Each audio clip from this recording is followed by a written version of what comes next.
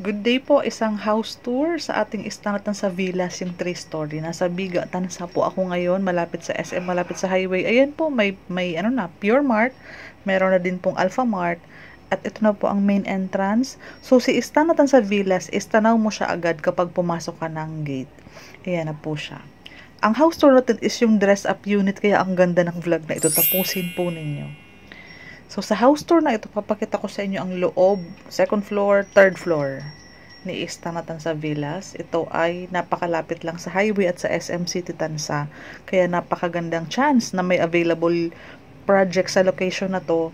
Maganda po i-visit nyo siya. Ito po ang ating carport. Ito naman ang inner natin. Ganyan ang itsura kapag nasa inner ang ating unit. Ito inner din. Itong mamayang papasukin ko, yun yung dress up ng corner unit.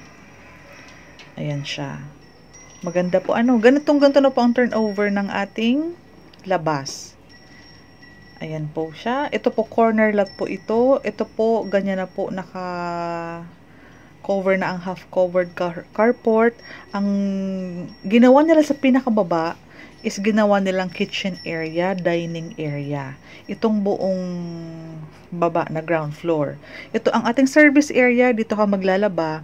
Ang good news dyan, dahil 3 palapag, dapat po meron na pong exit ladder na ganito. Hanggang 3rd floor po yan. At isa pang good news, ang kanilang toilet and bath is full in size. Hindi lang po siya powder room, meron po siyang, may shower para pwede talaga siyang paliguan. Ngayon po, ang maganda namang balita dito, ang ating hagdanan ay nakabuhos po siya, hindi po siya metal, as in buhos po siyang semento. Ang ganda nito kasi ang ginawa nila dito yung kanilang receiving area or living room or yung family nook. Ito yung ginawa nila, Yan. Ito po, ito para sa mga bata. Ito po, may ginawa din siyang, pag nag-aaral ang mga bata, meron din, may built-in cabinet pa. And ito yung kanilang full toilet and bath din kasi may shower din. Ayan siya. Yan ang kabuuhan ng 1st floor. Para sa kids, may mga built-in cabinet and meron dyan table para kung mag-aaral, magsusulat po or magla-laptop, magko-computer, dito po pwede. Ayan siya. Diba po? Maganda po talaga kapag malaki ang space ng bahay. Ito po, papakita ko naman sa inyo yung sa taas. Ito yung pinakataas niya, yung pinaka 3rd floor niya. Again, buhos din po ang sahig, hindi po siya bakal. Ito po ang master's bedroom. Ayan. May built-in cabinet na din, tapos may mga ganito. Kahit po siya may mga gamit na spacious pa din po ang lugar. Saktong-sakto po, hindi po siya tinipid na parang malilitan ka sa space. Malaking-malaki po, kahit po may mga built-in cabinet. Ito naman yung isa pang bedroom.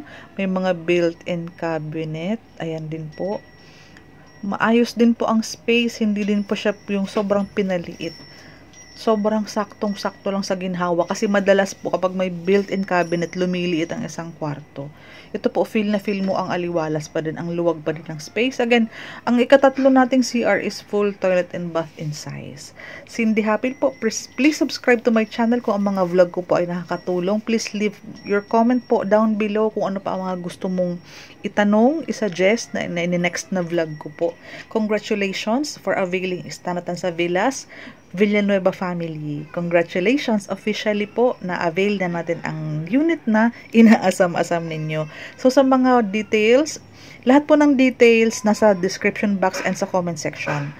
Nandyan po, babasahin mo na lang po. Andyan ang FB ko, Messenger, Viber, WhatsApp. Tawagan po ako para mabilis ako makapag-reply. Ipadala ko sa inyo ang computation.